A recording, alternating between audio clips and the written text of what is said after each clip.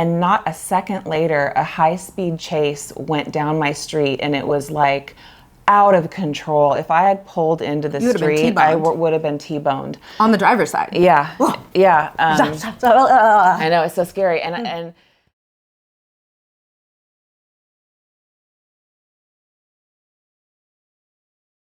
Hi, I'm Katie. And I'm Diane. 15 years ago, we met in rehab. And we've been besties ever since. We've both worked hard at healing our addictions. And we've gone on to build meaningful lives. I'm a licensed therapist and a yoga instructor. And I'm an embodiment coach and tantra healer. When we get together, our conversations can get intense. But they're always lively and full of surprises. Yes! And no topic is off limits. And that's our show.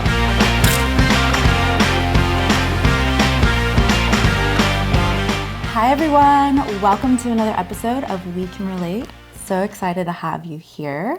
Today we are doing a deeper dive on a topic that we've already touched on, self-sabotage, but we're taking it even further. This is such a relatable thematic concept that has shown up in our own lives and continues. We see it everywhere. It's still a work in progress. Everywhere. And we see it with everyone. It's so universal. And so tell us all about it as we go along.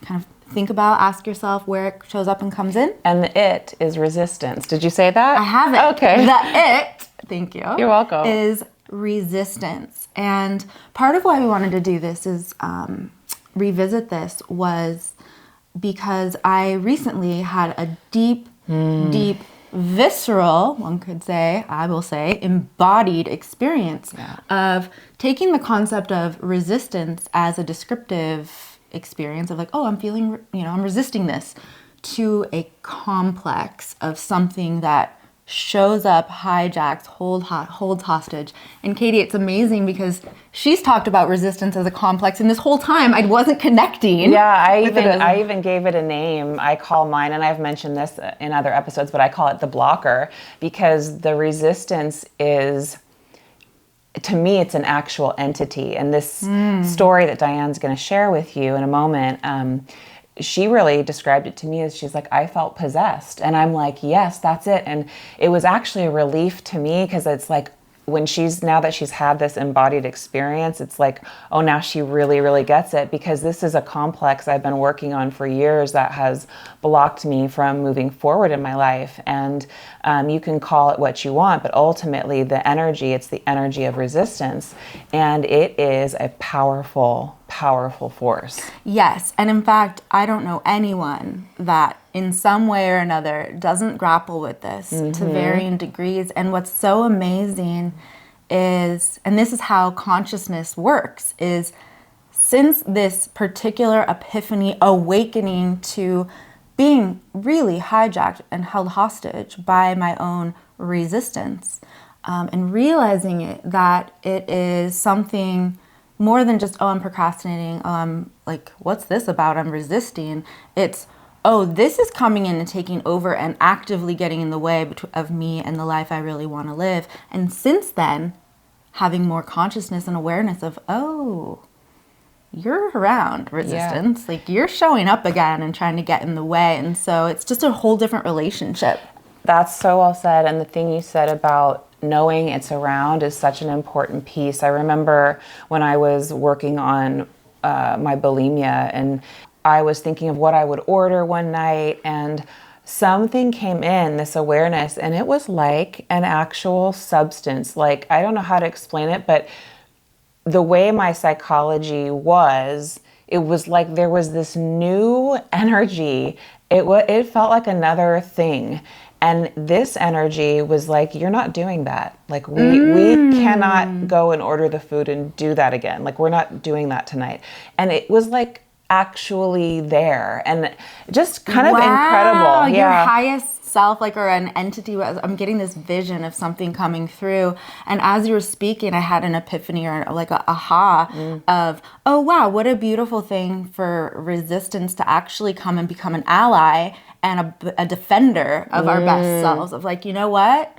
The part of me that's looking to take me down at the knees and get in the way of my best lived life, or my goals, or my values, or the things that really matter to me, I'm going to protect and put a boundary, a resistance to that coming in. It's just almost a flip side as a team. That is so important. When you just said, like, no, this is really good, because it's like, I'm just seeing it now, but it's like what you just said, how cool that now instead of resisting consciousness, the consciousness is resisting me going unconscious by going into the food. That's kind of what you're saying. Yes, and like that's a way. Pretty incredible. I'm thinking of it, I like to say alchemizing our adversity, transmuting. How can we work with these things so that they actually come in and start to support the life we most want, as opposed to take us further away, subjectivity, conscious, unconscious. So, yeah, and what you said about the relationship to the thing is what's so important, because when we change our relationship to it, it changes. Right. And it all starts with, again, just noticing, observing compassionately of, okay, you're here, and developing relationship instead of, dare we say, resistance to. Yeah. So one of the things that is always helpful for those of you who haven't either seen the other episode or just in general, because we were talking about how it's not really a common word in our vernacular. So if we could do a review of what's a complex, like entity, the thing, what are we speaking into? So a complex is a feeling toned set of ideas or beliefs that really can come in and take you over, and usually stems from childhood trauma. So what do we mean when we say that? Feeling toned set of ideas or beliefs. It's like, you know, you might have a complex of the inner critic, and that might carry the energy of like, you suck, you're no good, you know, whatever it is. I can't believe you did this again. Yeah, that's a belief system, right? And it's got a lot of feelings in there, and that can come in and take us over. And now I'm not Katie anymore, I'm just my inner critic. And so complexes do this to us all the time. And there are, in my experience, there are many of them. Inner critic, the sabotager, you know, this, what I call my blocker. There are so many. I'm thinking of the part of me that's for so long felt like the only value I have to offer is sex in my body, or like that. I call it my inner sex worker, but it's really the part of me that has been self-exploitive for affection and stuff, and then gets scared that that's all I've got. That's bullshit. That's not true at all. That's not what Diane is here to bring, and it's certainly not my highest, like, all I have to bring and offer. But it's taken me a long time to like create separativity from that story that has taken over. This is who you are, what it is, or all it's going to be. That's right. That's one that comes up, That's right. And so when we talk about a complex, you can think about these different parts of you that you don't like, that take you over. And that's how we're talking about resistance today in that frame. There may be some other frames that come in, but that's going to be one of them. Yeah, that was vulnerable, by the way. I'm feeling a little overexposed. Would you like to... Maybe shame is another complex. Shame is definitely... Oh my gosh. Another complex. But no, it's okay. It's. Wait, but what was the shame saying? People are going to judge? People are going to think I'm a whore. Oh my God. And that's all I am. Yeah. Which, again, that's the thing that comes in, and noticing... All I needed to do, this is a tip and tool, is name it. I know, I don't like it either, but it's also a name and claim. Like that right there of like, oh gosh, like, should we cut that out or whatnot? But this is what it does of, oh, I'm afraid, despite knowing and really, and again, these things keep coming up of like, I know in my embodied Diane self, most of the time, that's not all I am. These things can be so reductive because they eclipse the truth of who we actually are at our essence, in our soul, in our spirit, and at our core. And it's just so unfortunate. And so it's just interesting noticing that came in, and I went, ooh, people are going to think, other people are going to reduce me to this thing when, nah. And even if they did, it's not true for you. It's not true. But it's this, it's really brave to, I just want to acknowledge that, you know, the resistance came in of like, oh, maybe I should cut this, but you're being, or maybe we will, but you're being brave about it. I don't think so, because this is the vulnerability that we're committed to, reality that's real. So really working on, so brave, Diane. Yeah, thanks. It's really so brave. Like, you have a lot of guts, woman. Really trying to stand into, if this can support anybody out there by bringing in the rawest, the most real, the most vulnerable. If people out there can relate, and also just really taking a stance, resisting that shame, or as if we don't all have this human experience of whatever the thing is. We might have different details, but these are the ways they've shown up for us that are quite relatable. And also, I thank you for saying that, but also noticing not only did the resistance come in of being so vulnerable, but then what came in right after that was awareness, reminder of what's true, and resisting that part of me and being like, I'm not letting you take over, because that's not who you really are. So that flip side we just spoke into of the positivity of actually no. And in that way, resistance and I become an ally. That's so true. And Cool. There was something you were saying when you said like, oh, I'm just reduced to sex work, or it's what the ironic thing is that even sex work, it's like the work you do now with Tantra, as we know and we've explained in other episodes, is completely different. However, it is work through the body. Yeah, and the erotic body. Yeah, and I find it really interesting that it's like what we're talking about. You were just maybe at a certain point in the trauma and on the, quote, I'm putting this in quotes, wrong side of it, because actually your soul calling is to help people in embodiment work. And so how interesting that, you know, the resistance wants to, you know, shame her, or shame is a form of resistance, but really it doesn't do anything to help us understand, like, what is this really about? Wow, You know? I love that. Well, and if we're really going there, part of one of the challenges of what I do, because sex and intimacy and relationship to body, connection to body, for me, really connecting to non-duality, meaning, you know, spiritual connection to the divine mystery and source, but also my own essence. And one of my challenges has been through these things. And I feel, because it's been so deeply healed, always a work in progress, but the meaning and the healing I've found through embodiment and Tantra is part of why I feel called to support people in this way. I love especially working with people with bodily and erotic traumas, sexual traumas, helping to clear and move that debris through, because it can be done. Also, a lot of resistance can show up because it's painful. And so, but something with what you're saying, and thank you. I feel so seen. Oh, you're welcome. And speaking into bringing Tantra into this is I do still very frequently get a lot of outreach from people curious about Tantra. It's a buzzword, and they think it means, you know, fancy sex work or sensual sex work. And that's not Tantra. As far as I'm concerned, it to me, in terms of what I offer, I'm not in service if I'm outsourcing or sharing my body in that way. I feel very protective of my body temple in this way now.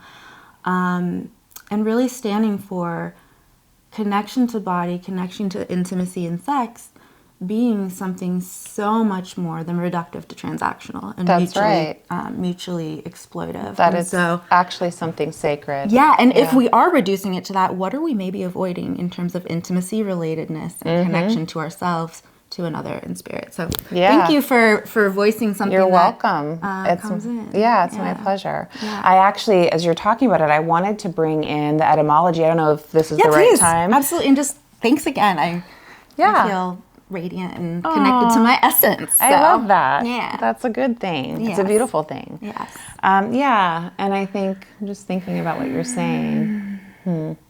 Yeah, it's really fascinating that I don't know you'd be here if you weren't there first, right? Of course. And that's the thing. It's like absolutely. If we just pathologize, which means to make something wrong or bad or whatever, diseased, shameful, you know, we don't ever get to the other side, and there is an other side. Side, and it's not only is it an other side of the pain and the struggle and these being taken over by these complexes, including for me, and I'll speak, but I'm just a bulimic, that's all I'm ever going to be, or just these different over-identifying with these things. Over-identifying, that is the word. Yes. This is all I am. Like people say, people think they are their anxiety, or they are their depression, or they are whatever, and it's like, no, that's not accurate. The work is, we need to start to disidentify so we can create that space. Which is one of the gifts of looking at these as entities or complexes or parts that are outside of us, not disidentifying, over-identifying, and recognizing, okay, you're here, you're showing up. There's reasons for that. You've probably tried to protect me from things in the past.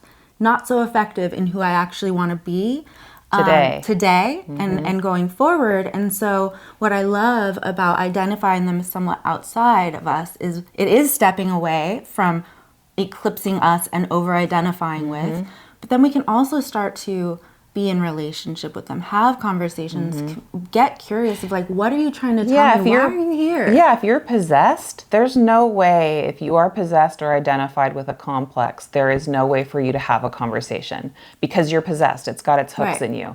And so that is the work, what you're saying. Yeah. Cool. Okay. So the resistance, it comes from the Latin root resistentia, the act of resisting or opposition.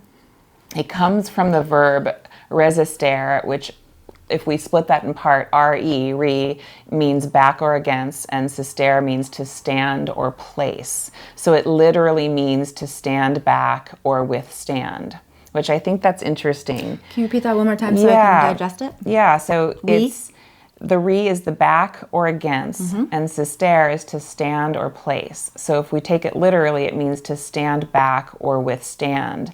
And it's interesting.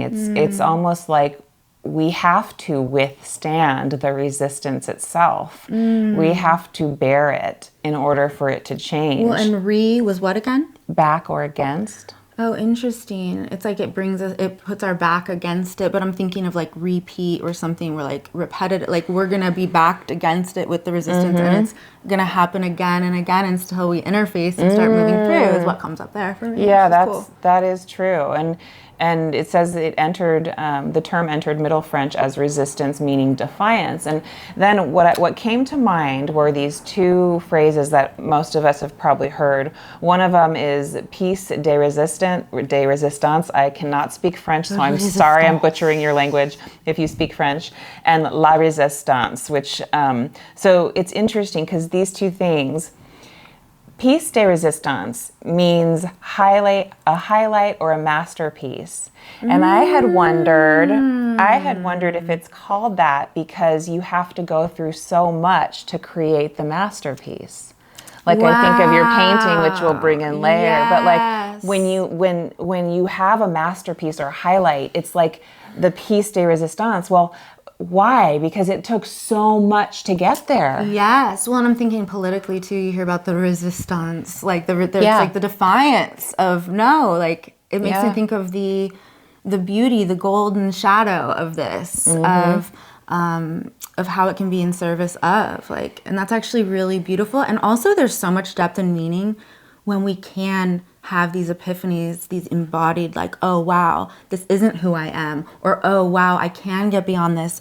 Life can be so much more. There's reward in the toiling, and then getting through and seeing the reward of that. Yes, what you were talking about, the law resistance, that was the second term, and that was individuals and groups who resisted the Nazi occupation of France.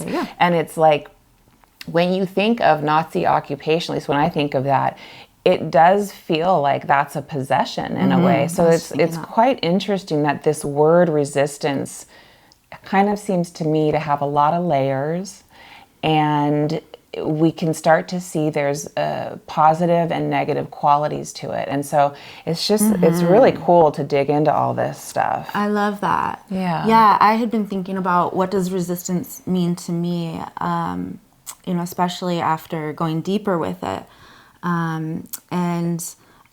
It's, it can be psychological, but also spiritual in these defenses that come in, and they can also be energetic blocks. In my work, I see it a lot. It doesn't even have to have words. It can be this sort of possession or stuckness or density, weight of resistance for the flow of that essence, like moving through. Yeah. When you say defenses, what are you referring to? What do you mean? I'm thinking of probably very similar to what you're describing in terms of these defense mechanisms of fear. Means, if the defense is fear, then I don't have to interface with, I don't have to find out who I am beyond taking risks, if I take risks. That's right. Or That's right. The defense mechanism of, for example, clients that really struggle with, sexualizing instead of the invitation, which is sexualizing me, outward facing, versus going inward and meeting themselves and the things that are within them and their own experience. And we were talking earlier about, I'm thinking of, it's the defenses are the things that are maybe more outward facing. It's the way we outsource versus getting curious and going inward of what is this in here in me. So I'm thinking of, for example, noticing some resistance coming into my complex around self-reducing, over-identifying with, all I've got is this, my sex worker complex that has been really painful and unkind. And well, if I over-identify with that, I'm resisting showing up and taking the risk and maybe taking up space by showing up in a more meaningful way with my wisdom and my heart and my internal values. Like, what if I move beyond those, or move beyond the addiction, the bulimia, or whatever it is, if I go through the fear and show up on the other side, what if I'm not of value? What if nobody ever tunes into the show? What if my art sucks? What if... And what ifs, anything that starts with a what if is most likely a defense. Yes. Right? It's a defense of fear. Yeah. And one of the things I was thinking about was just the other day we did an episode, and I was starting to feel like, I'm not speaking. Nobody cares what I'm thinking. Like, I don't have anything to add. I have nothing to add. And I had to realize, like, kind of like to have a talk with myself in a very loving way, like, bitch, you need to like own your voice. And that is a lot brilliant. Thank and you. Wisdom, etc. Yeah. And that's a lot of my work is to speak what I'm thinking. If I'm having a feeling, say it. If I feel X, Y, or Z, to put it out there. And then it matters to you. Yeah, but the interesting thing is, one of the defenses is wanting to make, and we did an episode on this, but wanting to make it, somebody else isn't letting me. Right. And that may or may not be true, but it's my responsibility. Wow. So what resistance do I have to fully owning that, like, no, Katie, you need to speak up? I love that. And it makes me think too, it's maybe the self-victimization complex. It's so much easier to outsource it and be like, other people are doing this to me, or it doesn't matter. So now I guess I can't. I guess I can't. Or I can just stay a victim. Right. Or I'm thinking of, just now where I was like, the audience, outward. The audience is going to think, you're just a whore. As opposed to staying with the inside, the internal, if I know that's not true, or that you have somewhere in you, like the higher, wisest Katie Queen inside is like, woman, you've got a lot to say. Yeah. You know this stuff. I know. But it's interesting how we can project. I think of it as one of the ways I really judge myself. It's very sneaky, the inner critic can be, is judging myself through what I assume other people are thinking of me, as if I have privy to the knowledge of that. But it's almost prismatic of, well, they're going to think this. So, and then over-identifying with the thing. Yeah. And we had spoken into on our walk earlier, talking about these things, like, again, with the external, internal, it's like, and this comes down to a tip and tool of just noticing the things within oneself that feel really actually great and we feel called to, and doing them for those reasons, letting that be the why, as opposed to, are we going to get 1 million followers and viewers? Or am I going to get rewarded in whatever the way is? Yeah. It's not about the external validation so much as that feels yummy. Yes, it's doing the work for the work's sake, but it's also, I think, you have to find what your resistance means. So it could mean that you're on the wrong path, right? Your resistance might be saying, this isn't the right path for you. And I actually have a story I want to share about that. Yes. And then there's also the kind of resistance that is trying to prevent you, like what Diane said, from actually fulfilling your dharma, your destiny, and leading the life you want to lead. And that is something you do need to tackle. Yes. Okay. I love this. So noticing when the resistance comes in, because actually under there, maybe you're saying yes when you need to say no, or want to say no. The soul is saying that's not aligned for me. I'm not in a space with that. Sometimes needing to notice this client doesn't feel aligned, and I need to honor my no, and trust my intuition that this isn't it. And then other times challenging the resistance we feel, because something's actually in us a yes, and we're saying no when we want to say yes, to life more, to our authentic selves. So yes, and I think this might be a good time for me to bring in one of the stories I had about resistance, which, and you know this story, but I was leaving my driveway one day to go to the gym. It was like 6 a.m. I'm going to the edge of the driveway, and I'm about to pull out, and something in me resists, stops. There's no traffic on my street. Like, I actually remember inching forward and like looking left and looking right. And I heard this voice in my head. Well, there was two voices. One that was like, "What are you doing, Katie? Just go." And there's nothing happening. And another voice that was like, "Stay put." And I couldn't move. Thankfully, I resisted moving. And not a second later, a high-speed chase went down my street, and it was like out of control. If I had pulled into the street, I would have been T-boned. On the driver's side. Yeah. Yeah. I know, it's so scary. And I remember divine protection. Yeah, and I remember when I had to pull, when I did pull out and go, I had to pull over for a moment to like consider it. And then when I actually thought about this experience later, I could see in my vision, I didn't see it at the time, but when I was reflecting on it, I saw like this clear cloud as I was moving out the driveway. It was like a clear cloud that had an energy to it. And I just remember thinking, oh, that, whatever that was, it stopped me and it saved me. And these kind of stories, I think, are so, so important that we share because of what Diane is talking about, the deep importance of also listening to the resistance and wondering, being curious, is there a value in it?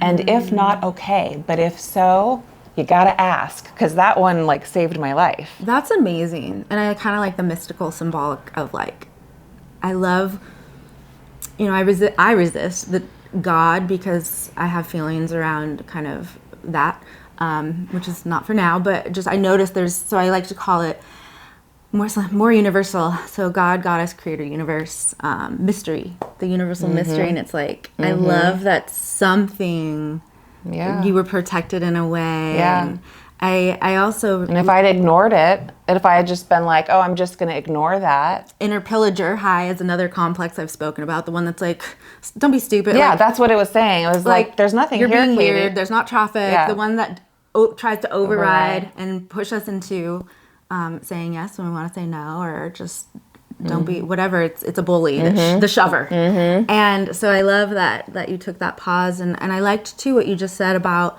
noticing what is the value here, because I would even say that the resistance shows up because there's some type of value, or it wouldn't show up in and even these darker things. It's somehow they came into play in an attempt to protect us or to bring some type of perceived value. And so I think of these complexes like the pillager for back when I was less connected and numb to listening to these nuances of the truth in my authentic soul. It was coming in to say, well, emotions are too hard. I can't deal with life. So it pushed me to binge and purge and numb out, which was the perceived value at the time because it hurt. Yes. And so and then gradually as I've become more and more attuned and cultivated greater capacity for inner safety and the ability to more and more and ever more stay with myself and listen to these things because they can be whispers instead of... That is exactly what I was just going to say. You talked right into it, which was that these things can show up also so much more subtly and with smaller things. And it's a good place to start there. Like, have you ever thought to yourself, I should take an umbrella, I think it's going to rain, or a jacket or something, but you just don't? Well, and then it rains and then you beat yourself up because you didn't take it. Well, what I've learned to do is really, first of all, listen more to that voice. But secondly, the times I didn't take the umbrella, I had to really look at what was my resistance there.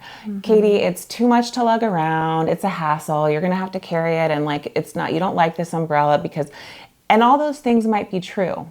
Right? Because resistance is very good at giving us legitimate truths that are somehow twisted to throw us off course. Yeah. And so, and this happens in subtle ways and in very deep ways, which we can talk more about later. But just to start to practice, if you become aware of something you were resisting, start to explore it. Yeah. Oh, and this is great because I've got a few stories to bring in, and because these things, as we start attuning to them more and more, the work really is never ending. It's so worth it, but it might start off as these big, obvious things, more obvious things. Like for me, the over-identifying with sex work and bulimia. Those were, and I'm dumb at math, which ended up not being true at all. You ended up being very, very smart at math. Yeah, that's one. But again, resistance to even finishing college, because heaven forbid anybody find out how stupid I am at math, which later I found out I'm brilliant at math. I just didn't have the tools. But so my point being, where I'm trying to go with this right now, is this stuff can be the big, obvious parts, if we're thinking of the iceberg metaphor, right? The ones that stick up and obviously are getting between us and the gold on the other side of the life we most want. But there's also the fine-tuned whispers and nuances and the way it shows up in the daily very subtly. Yeah. And it's been, even just in the shorter amount of time since this sort of awakening, deeper connection to resistance as a complex, I'm starting to notice it more and more, and in these really subtle ways that are kind of freaky because it's going to be more work. But it's also beautiful because these things are showing up and on the daily in a subtle way. Is there something you're thinking of? Yeah, subtle ways getting between me and the life I want. Yeah, I'll share my, what do you think, the bigger story or the little daily one? Well, the daily one first, Yeah. and then I would like to hear this bigger story because it's such a good one. Are you on the edge of the seat?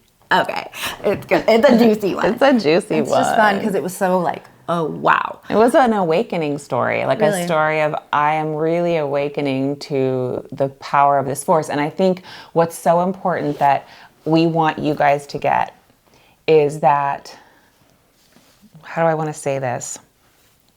When Diane shares, you're going to see, but it's like, I think we really want you to know, number one, that you're not alone, and number two, stop minimizing how hard it is to deal with resistance, because it's like people act like, oh, I just shouldn't resist, it's not a big deal. And I think her story is going to show you kind of the power of how much this is a real psychological force. Yeah, absolutely. And I had written down, resistance is the inner conflict between our desire for growth and our fear of change. Can you say that again? Yeah. So resistance is the inner conflict between our desire for growth, expansion, and our fear of change. And Yes. fear of change is such a resistance because it's so scary. It's so hard to And change. there's that quote, I think it might be Young, correct me if I'm wrong, but it's like the familiar, people are more comfortable staying in the familiar hell than the seeking out the unfamiliar heaven. It's like, I don't know if Yeah, I'm not sure if that's, I don't think I've heard that, but it sounds like him. Pardon me, but I'm pulling this out because we get in the inertia, and it's another reason I would bring in of why this is so important is I see it all the time. It's been my lived experience of just feeling really stuck in these ways of this is what it's going to be. And I would like to change and promising myself I'll change and committing I'll do the things, being unrealistic, and then just feeling like missing the mark. I can't, like, this isn't what life I wanted it to be, but I'm trapped. It's the self-victimizing of, Yeah.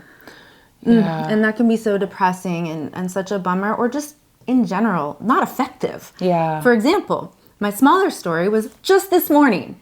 So knew we were going to film today. Part of our deal is sometimes we get together and we flesh out episodes and we break it down. And other times, life is busy and we say, okay, let's try to come in for film day just with some bullet points and general ideas. And part of it for this week is we both wanted to review our self-sabotage episode so that we could bring in some different things. So we could bring in different things, yeah. So, but last night I've been going through, I struggle with sleep and resistance to putting myself to bed and ending the day. These things show up everywhere. So a couple nights ago I was up through the night, the Scorpio that I am, and hadn't slept.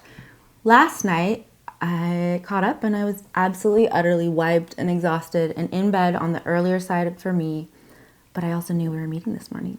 And coming film ready means getting ready. And I am not a morning person in my wiring. But I thought, oh, well, I got to do the preparing and I got to watch those episodes. And I really should. And then I was like, nope, I am out for the night. And there was a little voice in me that was like, Katie would understand. But also, this is important. I'm holding to my commitment. So I am going to wake up extra early. And she's already laughing. Like, come on. Have you met me? Right. So I'm over-identifying with a self that doesn't really exist. It's like me saying I'm going to stay up till 11. Right. Or midnight. I'm going to get up. Not happening, I'm getting up early. So I have several hours. I'm gonna even be early to see Katie. I was here 5 minutes late, per usual. Per usual. No, that's good for you. I know. I really try, guys. I know. But work in progress. So morning came, and having been up an all-nighter just 2 nights earlier, I was still just gobsmacked and in the haze, and my body was like, I just need some more. And it set the alarm for 1 more hour out. And then I was like, well, this means I might not have time to watch the episodes and be as prepared. But I had really tried to sell myself this whole bill of goods before bed of, I'm going to get up early. I'm going to be sprightly, bushy-tailed. My creative genius is going to be in flow. She's showing up because I got some sleep last night. And that's like as if I was going to rewire my wiring. And it's like, who did I think I was? And just the denial, these parts lie to us. Yeah. And they convince us. They're so good at convincing us, even though like she knows that's not her nature. And she became aware of it. It was well-meaning. Yeah. Well, of course. It's like overcommitting. People do that too. And usually the intention is so good, but it's like, I was dating someone. Okay, I am dating someone. And what was the resistance to saying? There was just, I don't know. I got self-conscious. Okay, got self-conscious. I'm a nerd. Anyway. But also maybe some resistance to naming and claiming. Yeah, well, there was just something, I forget what. Oh, he had done, there was something he had done. Oh yeah, he was like promised that he was going to cook for me. And he had a whole day happen that he couldn't do it, but like the way he handled it was just like, dude, you could have just told me you can't do it. It's okay. Like, it's okay. And luckily he's great and we talked about it and it's fine. Yeah. But it was like the intentions were good, but then couldn't deliver. And I don't care if you can't deliver on something. Life happens, but it's so funny because people you end up disappointing someone when you do that, when you can't just be authentic and real with yourself. Yeah. And that if he could have at that time, I would have been fine. So it's kind of the self-fulfilling prophecy. Well, and I love that because on that side, it's over-identifying with these qualities of like, I'm a selfless person. I'm a person that is able to do it all. I'm a person that fill in the blank and are afraid, over-identifying with that. Newsflash, you can't do it all. Can't do it all. And also just this over-identifying and not being able to meet the truth of who we are. I'm not my bulimia, and I'm not somebody that doesn't give a shit about my friends by being 5 minutes late. Like this, again, it's not the definition of who we are or even our values. It's the things of how can we keep working on them. And I'm thinking, like, for example, last night, I could have sent you a message being like, hey, my sleep's been funny. Haven't had a chance to do these. I'm going to try to do them in the morning, which is true. But I just want to give a heads up. I was being over-identified with an overly altruistic, aspirational self that isn't really me.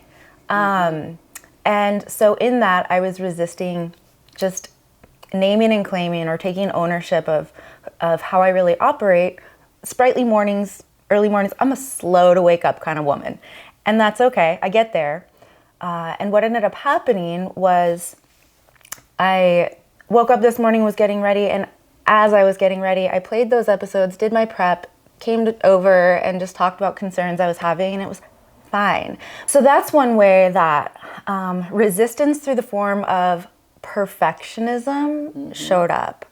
And one of the things that, as we were talking about this a little off camera, I asked her, I was like, oh, are we speaking into complexes too much instead of resistance? But sort of what I realized was these complexes, the perfectionist, the inner critic, the whatever we're over-identifying with, in ways they are a form of resistance because they're the things that get between us and the life we're really trying to live. And so that was an example of a micro way it showed up in my life, of which there are many for all of us. But what about for you, Katie?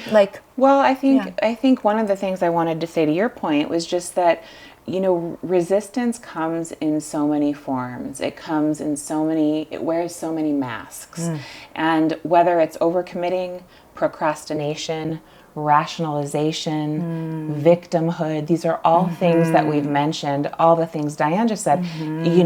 It's about bringing that conscious awareness to it because it comes in different forms and it can look different ways.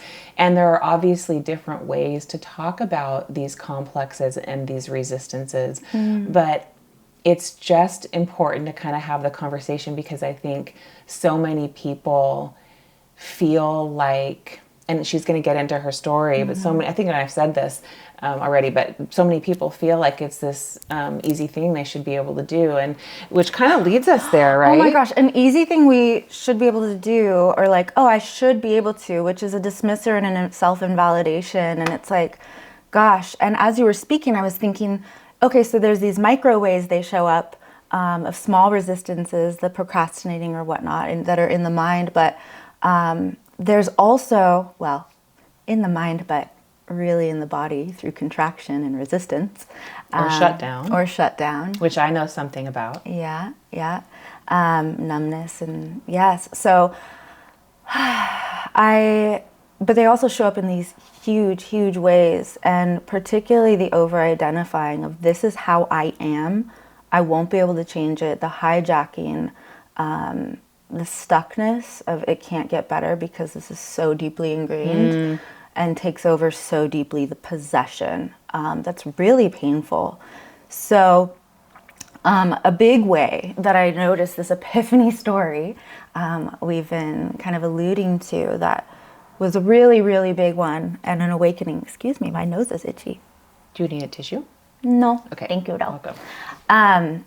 So I had a milestone birthday a couple weeks ago, and I was really excited to celebrate going into a new decade, my 40s. I'm going to name it and claim it because it's effing fabulous, and I'm so proud of where I'm evolving to. Yes. High complex of fear of aging and being, Another topic. Yeah, another topic. So anyway, I knew I wanted to call in this next decade in a really meaningful, symbolic, significant way, really acknowledge how far I've come. The future is brighter than ever. And I'm just so grateful to be here. And I wanted to do self-celebration, and I decided I'd always wanted to be somebody that would go alone on a little vacation or getaway, and had never prioritized that before. So it felt very self-loving and honoring to take 4 days, 4 for 40, and go off-grid into nature. I rented this really cute, charming tree house. Maybe we can show you a picture of it was really, so really fun. Charming. So charming, quirky, whimsy. This lady on her property had actually had a fire, and the way she reclaimed, talk about burning to the ashes and beginning anew. At the time, she was going through a divorce and stuff. Anyways, she ended up building all these cool little cottages and cabins on her property. And so there was funky stuff all around, kitschy, and it was just cool. And no cell service or anything like that. And I was like, this is a perfect way to go out, commune in nature, really be with myself. And as I've mentioned in other episodes, I've always described art is a really meaningful way. I've always connected with self and felt expressed and alive. And I've said many times, I feel like I have a million unpainted paintings in my heart, but I haven't done a great job of prioritizing sitting down, making time, carving out to do art. All these resistances come in of, I've got to do this, I've got to do that, I've got to higher priorities. Can I throw in that Please. quote? Because I Yes. think it's going to lead exactly into your story. Everything you're saying is this quote is from the book The War of Art that we've talked about, and he writes, "There is a secret that real writers know that wannabe writers don't. And the secret is this. It's not the writing part, the painting part. It's not the writing part that's hard. What's hard is sitting down to write. What keeps us from the sitting down is resistance, or what I call the blocker." Yeah. And it's just amazing to me that you're talking about how much, because ever since I've known her, she's said, like, I wanna make art. want to make art. And when she does, it's beautiful. She just doesn't do it very often. And anyway, that leads us into... Continues to be something I really struggle with giving myself permission to do. But you created this whole space to do it. Yes, I am going to go in nature and I'm going to hold time with myself. It felt really meaningful. And I was really, really excited and I cleared the path, no excuses. I'm going to take my books and my art and I'm going to do ritual, self-ritual, get all woo-woo under the stars and dance and be free and celebrate life. And the whole time I'm thinking, okay, we'll see what she comes up into. Like I knew you'd get there, but I was also like... Well, and it was so aspirational and I was just really elated to be doing this. Because it was its own resistance to move through to even book it for myself and spend the money on just me. For me, it felt very indulgent. But I did it. And it ended up being one of the most loving things I've ever done for myself. If anybody that speaks to you, I can't encourage it enough. However, something I didn't anticipate and wasn't prepared for and was really painful initially was as soon as, so I could check in at 4 and I had no real reason not to be there at 4 other than I was stalling, I was trying to pack. I got into perfectionism of I've got to have all the art supplies. I have so much art supplies. So I loaded up my SUV with all the books and all the art supplies and things, outfits to do a boudoir photo shoot by candlelight. Like I brought all the things and I drove out there, but it took me so long to even leave the house that I ended up not getting there until 2 a.m. And it was so off grid that I had to lug all my stuff up this huge hill to get there. And then it was all these creaky wooden, it was very vertical. And I'm lugging all this stuff because the parking was down at the base. And end up dropping all the art. Paint tubes were tumbling down the mountain in the pitch black dark. But I get there. And it really kind of broke my heart. I had a friend that was like, oh gosh, you haven't arrived yet? If it were me, I would have been there at 4:01, or 3 o'clock. When can I check in? And it was a well-meaning comment, but even that, it kind of brought up some tenderness and shame of I don't know why it took me so long to get there. And then I noticed that, and I was doing I was doing things like not just packing, but checking things on my phone, responding to emails that You were doing resistance things. Avoidance, yeah. But why? I've always wanted to make art, and I'm going to go, it's just fun. Why am I not leaping to get there right on time? So, and then noticing that over the next couple days, I'd be like, oh, I'm just going to go into town and get a coffee. That's my creature comfort. I'm just going to go get a coffee and then I'll come right back. 10 minutes into town.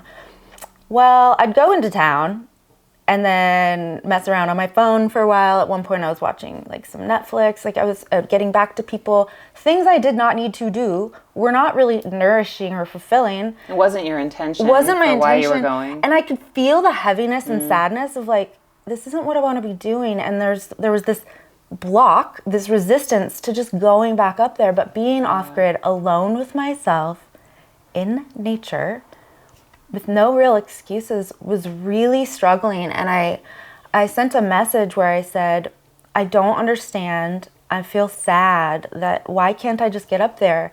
And I was thinking about it and I circled back and said, I think I might be afraid to find out what's underneath, what's in me, to hear what's going on inside, to slow down enough to be with myself and my thoughts and your feelings and my feelings. Like when we say we want to be with ourselves, when you go into the woods with yourself, she wasn't just bringing her painter. She brought that too, and she got to that, but she was bringing all the unpainted feelings Right. that she had been not dealing with. And so it's like all those kind of come in with you, and then you're really with the wholeness of yourself. Right. And it's like, oh wow, this is not what I thought it would be. Right. And then the sadness, the critic of, what's your deal? You've also the value, the part of me that was like, you paid for this. Yeah. Use your time wisely.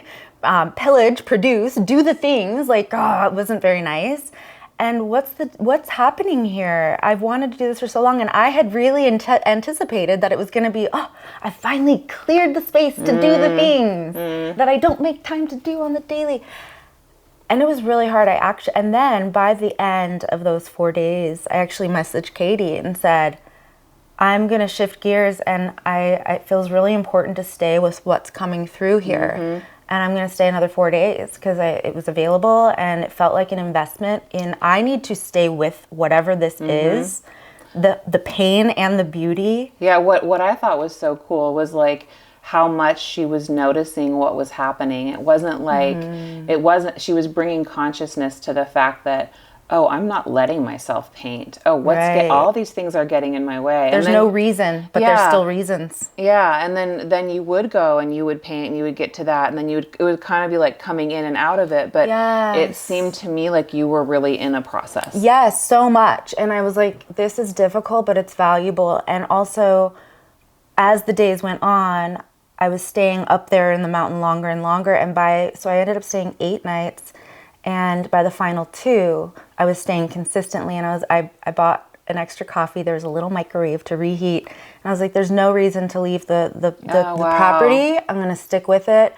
And also, I was going through some questioning about a relationship, and there's some pain there, and I let myself feel into that. At one point, I brought myself to my knees and just let myself have the guttural, shuddering cry of, "There's so much sadness here that I haven't met," and so you to breathe with that. Yeah, and then thought to myself, if I were to create art with this, what might it look like? If I were to make a creative representation of these feelings, of my pain, and then what came through, interestingly, in the days leading up to making actual art, I listened to the audiobook of The War of Art, which is so great. Random sticky on it. Sorry about that. But really notice how resistance was showing up, and then interfacing, relating, doing dialogue, hey, and then sitting down and starting with, what is this feeling? What does that look like? And letting it move through. But it was really tough, really tough. Yeah. Because this is the big stuff that's really gotten in the way. Yeah, So. and I want to thank you for sharing that story, because it really does speak to the nature of how tough this stuff is. Thank you. Yeah. Thank you for saying that. And it was interesting too that working with my analyst, we were speaking into it. She's like, beforehand, she goes, well, what has kept you? What's one of the things that gets in the way? And I was like, well, I don't think I'm great. I'm not formally trained in art. I don't think I'm really that good. If it's not going to be good, why do it? And I really know that voice. Yeah, and my soul wants to make wild, messy art that just is so expressive, and it's not necessarily going to be pretty. I was like, what if it's ugly or angry or not good? And she's like, okay, well, let's think about it. In history, some of the best, most famous art has been angry, ugly, very emotive and expressive, and it's really meaningful and important. That's such a great point. Yes. She's a brilliant person. She's brilliant. So brilliant. Wait, there's more? I was gonna, maybe both of us brought in a piece of art. Is that where you're going with that's it? where I was going. Yeah, I wanted you to show what you painted, and I wanted to bring in some of my ugly art that was actually very cathartic for me. And when I was struggling with, I was working on feeling into my own feminine rage, and also working on wholeness and working on all the pain that I dealt with in my life. Yeah, well, and it's that, gosh, what if it's going to be ugly and messy and painful or angry? And it's like, yeah, that is probably really aching to be heard. And it stays with us until it's met. and we start to interface. So, and that's what's real. yeah. So, yeah. Yeah. So I did that. There was that drawing of how it felt. And then I let myself get wild and messy. It's not just flowers, pretty flowers. And actually, I still think it's beautiful. It's beautiful. So beautiful. This is a piece of plywood that I picked up on the property. She said I could have. And that's so cool. So it's actually from the place. yeah, it's from the place that has that very energy. cool. Yeah. And then these are favorite colors of mine. And I sat down and I didn't know where to start. So I just got out some thick, paint and just put a white background, started there. I knew I wanted to layer. I knew I wanted it to be wild and messy. And so I just started going. I let it go. And eventually, it was all over I was wearing shorts. It was on my knees. It was all over my hands. I got my hands into it. I stopped trying to be so tidy. Some of that white was showing underneath. And I went, I wonder if I scratched some off. And I was trying to be tidy with just one. And then I was like, fuck it, get messy. Get messy. That's my way. So I started going and I made this big heart. I was going through this process of just like letting my heart feel the reality of some of the sadness and grief and just messiness of moving through a relationship and my own resistances to connection, etc.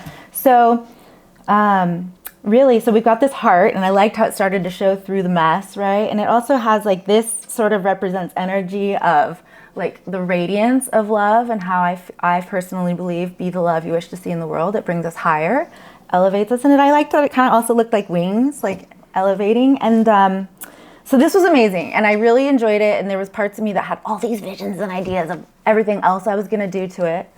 But first it needed to dry. I could tell that if I kept going at it with the wet paint, it was going to turn into like a big blob of monochromatic. So knowing when to stop.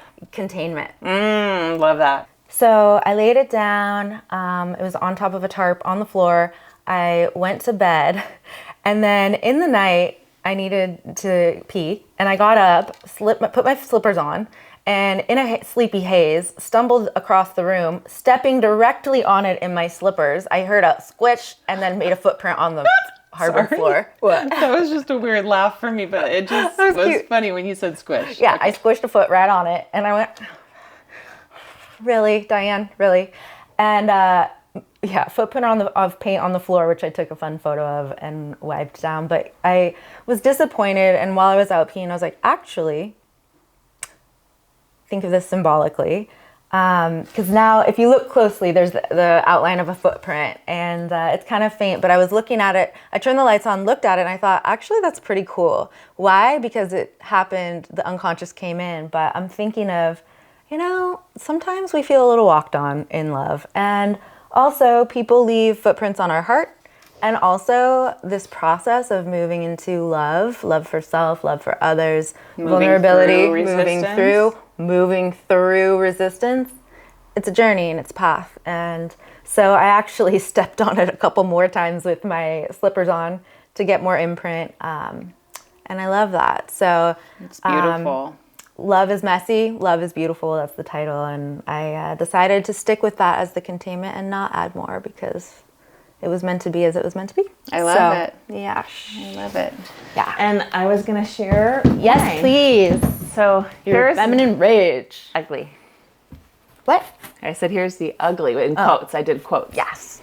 Air quotes. Oh my gosh, there's so much here. So the story I will tell Diane, or that I told Diane that I will tell you, is that one of the things what I love about this is I have, oh sure, thank you. Show and tell? Yeah, show and tell.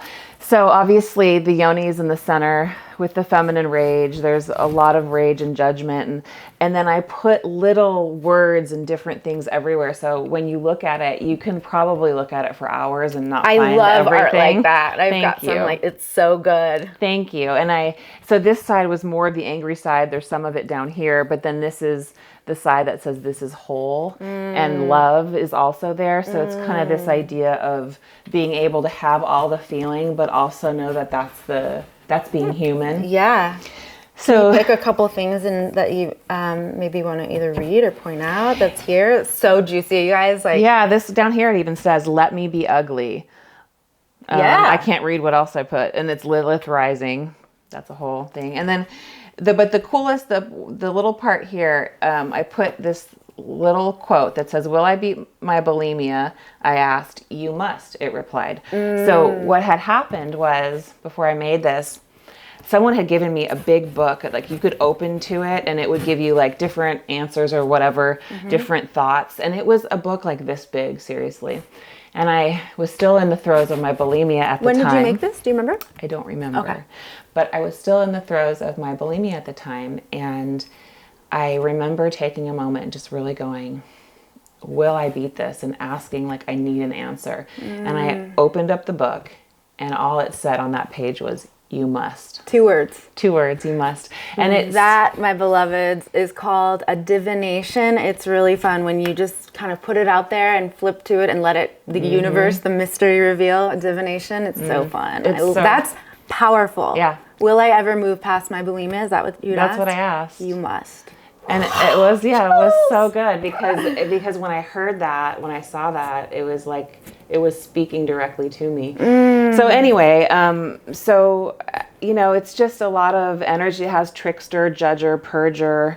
I like, there's a part that I saw that said, it's, what is it? It said, it's right around, oh, yeah, that. Oh, the binger rapist. Yeah, and it says binger rapist, but the R in binger turns into rapist, and like thinking of the pillaging, the like soul rape, if you will. Yeah. Like for me, that's what it very much felt like. Yeah. Of just the take and the possession. So yeah. So I mean, there's a lot more I could go into, but I share this to say, if you can get through the resistance, or if you can create anyway, or if you can write a poem about the resistance, which I actually probably have poems exactly specifically for resistance, which we didn't do for today, but if you can make art with your pain, it gives it meaning. Yes, and one of the questions I love for that is just,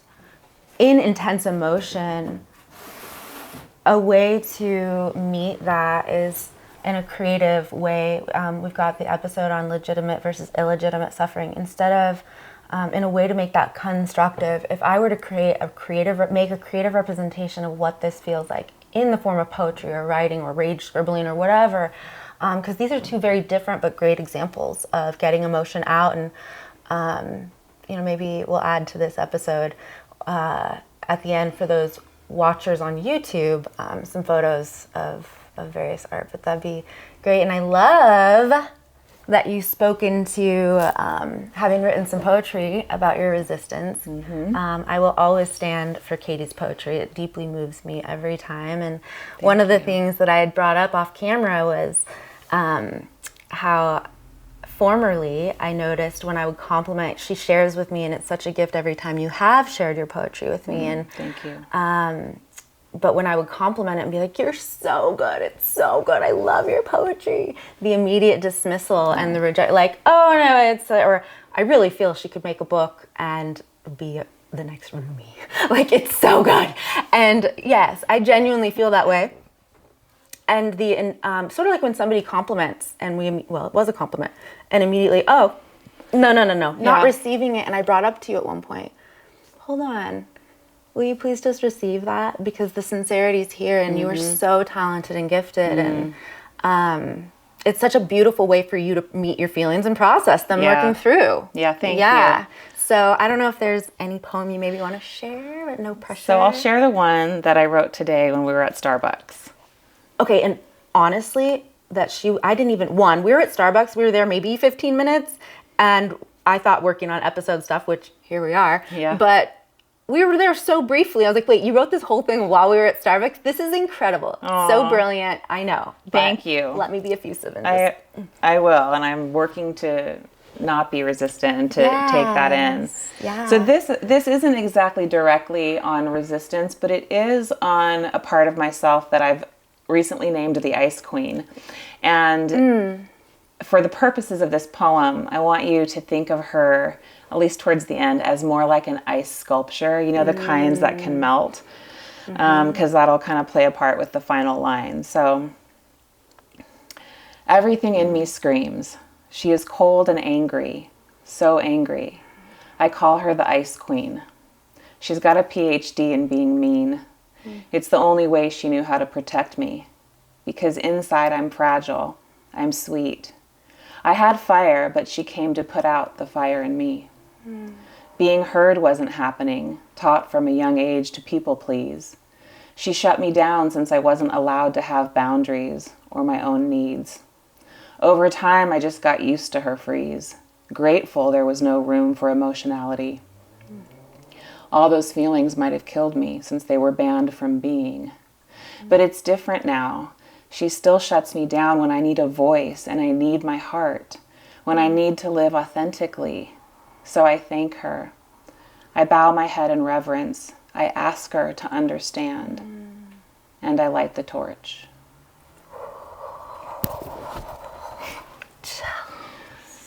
Anyway, thank you. So See, this is me receiving. good, and melting it down. And you say, like, oh, this isn't directly about resistance, but when she shared it, we were talking, and I was mentioning the resistance to receiving my effusive praise for your beautiful poetry. Not just beautiful, but there's just so much depth and symbolism that just brings chills every time and deeply resonates and emotes. And I was like, yeah, I really have appreciated that you've started to receive my feedback, and I can feel that it's received. And I was like, this would actually, it does feel really related to resistance, because, I mean, even in the poem, you can feel the resistance to, okay, it wasn't safe to feel the feelings. And so she came in as a form of resistance. That's right. Well said. Yeah, and I wonder, a question I would have for you even is, in your relationship to Ice Queen, how has, as a dark teacher, how has she served you or helped? What do you feel you resist when she comes in and takes over? Yeah, when she comes in, it's because I'm upset, and I've been upset for a while, and I don't know how to express my feelings, and I feel like I want to say something, but it's not going to come out right, and I'm afraid I'm going to hurt the person that I love, so I just repress. And then when Go cold. Well, not even yet. I'm just repressing. And then she comes in when I've repressed so much that I can't take it anymore. That's when she comes in and shuts me down. She meaning like, Ice Queen. Ice Queen, yeah. Because it's like, it's too scary. But I've really been working on having a better relationship to her, and knowing that she helped me. She helped me for many years. And so. And also, was there more? No, that was it. Just that she helped me for a long time. Can I ask what maybe the cost of Ice Queen has been? I know you've really been working on her. Like, how has she, like, what made you know you needed to work on her, I guess? Well, people in my life that love and care about me were like, you have this energy sometimes, or this habit of shutting down, and it's not going to help you in your relationships. And it's like, I want to have close relationships. So, yeah. I've really seen you working on that part of you, and your receptivity to being loved and met and seen. Thank you. Yeah, and that there's space for you. And it's such an honor to me as a close friend, a best friend, to support you in your process. And when, the shutdown or the resistance comes in, recognizing, knowing, because I get to know you and you've let me into your heart and shared this is something I'm working on, to get to support you in that instead of personalize it. Yeah. That's a beautiful piece of the gifts of this work. So in terms of, and thank you for sharing. I know that's You're vulnerable welcome. for you. No, I'm glad I shared. How do you feel about it? I feel good.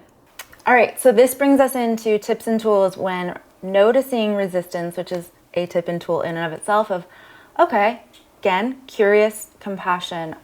All right, you're showing up here when we can create some spaciousness. It was so helpful when I was expressing my grief and pain and shame around not being able to get up to the treehouse and do the things I wanted to do, for you to validate, yet your interface. She's like, you thought it was all going to be sunny roses, easy, breezy? Yes, I did. And yeah, that's why I did this for myself. Confrontation with the self, that is one thing I've learned over the years. It is never easy and breezy. Yes, and then speaking into, actually, this is exactly where you're meant to be, and good for you, because you're bringing the unconscious forward of what is this. So observing, noticing, as able, identifying or taking a look at, where and why does this come in? Where has it maybe served and protected me in the past? What is maybe the pain it's trying to protect me from now. You know, one of the things that in this book, The War of Art, he spoke to was, you know, noticing, prioritizing the hierarchy of urgency and needs versus what feels important. So many of us, absolutely myself, it's still a work, put off the play, put off the fun, the making of the art, and structuring that in as able of, okay, this is important, this is what I want for my robust life. I'm not going to put off living until later. And starting to weave that in, which is easier said than done. So again, the noticing, the observing, and then, okay, where could I maybe create a little more spaciousness for this? 4 days was pretty lofty. It ended up being really valuable, but it was tough. So yeah, that's a great tip. So the noticing, and then I think I would ask, well, there's two things. One, ask yourself the question, how does this resistance align with the future that you're working towards? So what is it doing for you? How is it getting in your way, like we said? Because it'll tell you something. The other thing is to understand that there are times to go into your resistance and to ask what it means and to do that work. I'm all for depth work. There are also times to simply make a decision and commit and say, like, I'm not going to even listen to this. I'm just, because I have to get this done. So sometimes we can't get there, but if you can get there, do that. Thank you for saying that, because there is a sense, there are things that are urgent. I need to meet with my accountant at 8 a.m. I can't really like spiral down into the feels. That's right. That's right. I'll meet you later. I'll schedule an appointment with you. That's right. Self. And the other thing is just to know that resistance uses your own intelligence against you. So the smarter you are, the smarter your resistance is. So just keep that in mind, because go easy on yourself. That was one more that I was going to say, of just recognizing this is a process. This is a journey. Change is hard. We even spoken to it at the beginning. It's the inner conflict of the desire for growth with fear of change. Change is hard. It's why a lot of people don't. Never change. Right. And so, okay, was there a lot of criticism and shame of it taking so long, or the time I wasn't up at the treehouse making the art and dancing in the wind? Yeah. But also the compassion for understanding this is a process and a journey, and eventually I got there. It's the building muscle. It's the returning to, this is what I want for my life. And the other thing that came in in addition to the self-compassion would be, if the resistance, when it shows up, it tends to come through as a contraction and a desire to avoid. It can be pain, but it also can be numbness and dissociation and just not even going there. So beginning to connect with the body in a way that I, as an embodiment practitioner, I come back to again and again, which is pause. I like to put my hand on my heart because it's grounding, hand on the belly, deep, slow inhale. Exhale. Breath, sound, movement, meeting, and just allowing some spaciousness as able in the body of, okay, you're here. I see you. I notice you. What do you need me to know? So those would be my tips and tools for now. Thank you for tuning in. We want to hear all about, where does resistance show up in your life? What does it look like? Tell us your stories, and be sure to like and subscribe. Yes. Where are you at in your journey? And also, I really want to hear the micro, like the daily things that might comes in, and also these huge mountains that maybe you're working through. And if you have any tips and tools yourself, we always want to hear those. So see you next time. See you next time. Thank you. Thank you.